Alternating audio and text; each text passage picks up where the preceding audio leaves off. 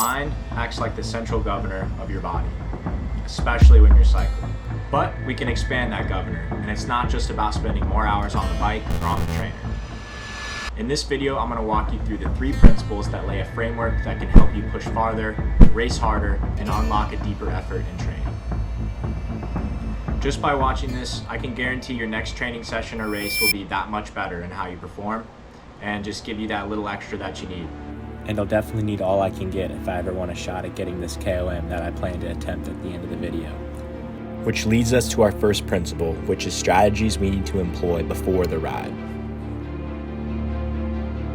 There's a system behind performance, and it's not just about grit. The first principle starts before the ride even begins. Before your foot clips in, your mindset needs to be dialed in. In other words, have intention every single time you get on the bike. Let's look at this clip and see which guy we want to be here. Do we want to be the one shadowboxing before a swimming event, or the greatest Olympian of all time? Yeah, I think we're going to pick Phelps here. Phelps is in the sweet spot, not too hyped, not too calm, and also better known as the Yerkes-Dodson law. There's an optimal amount of excitement that we need for our peak performance. So how can we do this? If you're on the side of feeling too anxious, one thing you can do to drop your heart rate instantly is box breathing. Controlled breathing, where you breathe in for 4 seconds, hold for 4 seconds, breathe out for 4, and hold for 4. Repeat this 4 or 5 times and your heart rate will drop. When adrenaline is firing and the heart starts beating, sometimes your brain doesn't know the difference between excitement and fear. So you have to label this in your mind and tell yourself, this is excitement, not fear. If you're on the side of too chill, you need to fire yourself up. Get that blood flowing and the muscles activated. This will increase your response time, aggression, and sharpness, which are all things you need to do to race well.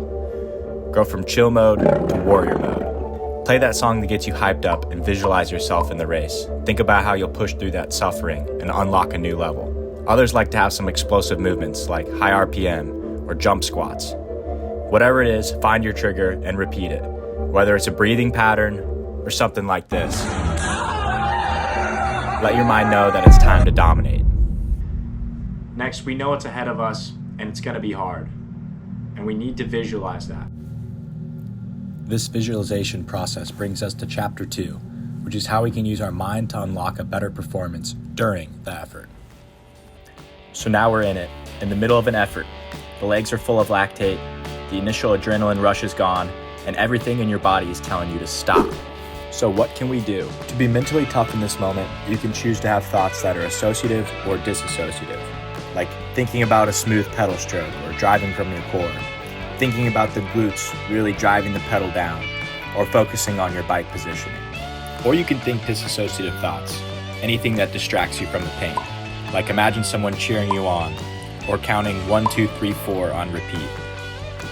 You can also think about someone sprinting in front of you and you need to chase them. Sometimes I think about this. Another huge wreck on the backstretch, multiple teams, maybe. But that's beside the point.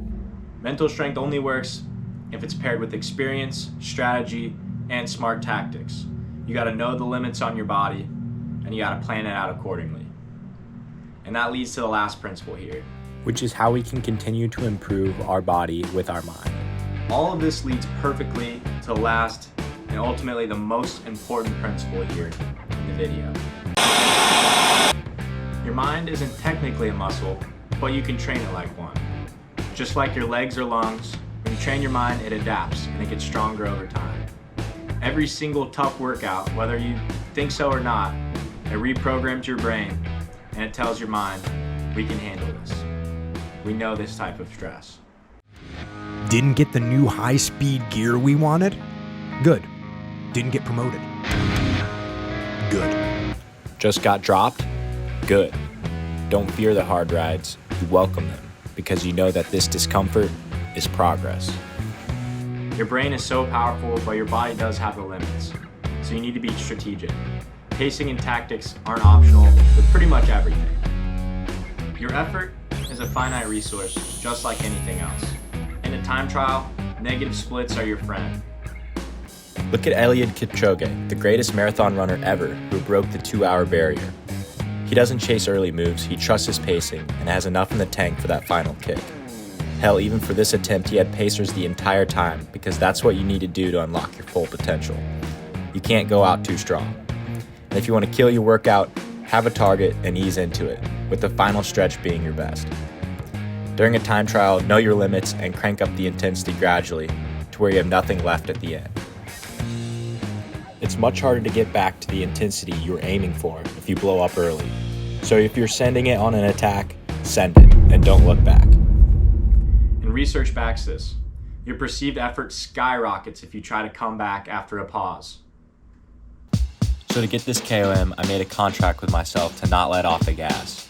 I fired up Freebird by Leonard Skinner before the ride. I visualize when the effort gets hard, I'm going to engage my core, and I'm going to negative split to make sure I have the most power to give at the end.